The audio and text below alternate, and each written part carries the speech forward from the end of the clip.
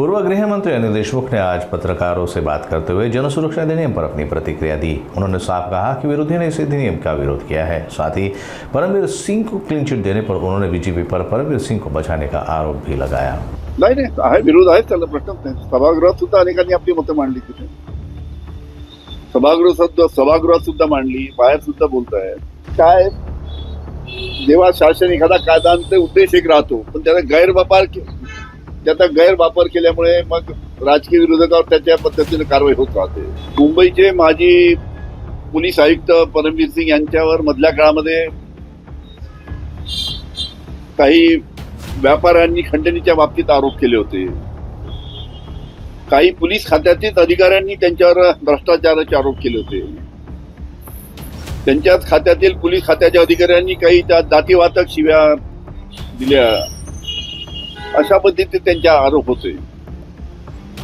आणि या सर्व आरोपाची मुंबई पोलीस चौकशी करत होती, महाराष्ट्र पोलीस चौकशी करत होती।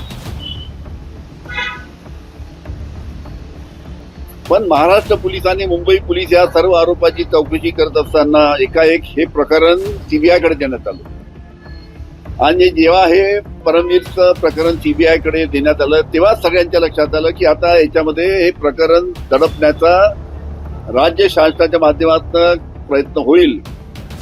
आणि तसंच शेवटी घडलं की अतिशय चांगल्या पद्धतीनं महाराष्ट्र पोलीस मुंबई पोलीस चौकशी करत असताना सीबीआयकडे द्यायची आवश्यकता नव्हती।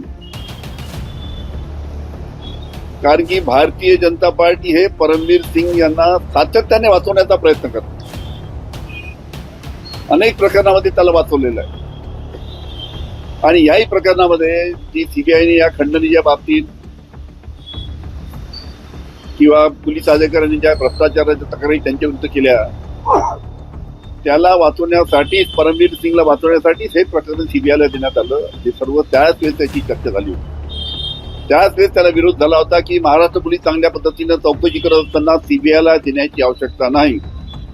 आणि एकदा सीबीआयला प्रकरण दिलं तर विरोध म्हणजे राजकीय दबावाच्या पायी हे या प्रकरणामध्ये त्याला क्लीन चिट मिळेल, त्याच वेळेस सगळ्यांच्या लक्षात आलं होतं। ते कशा पद्धतीचं काल त्यांनी क्लीन चिट देण्याचं प्रकरण न्यायालयामध्ये दाखल केलेलं आहे।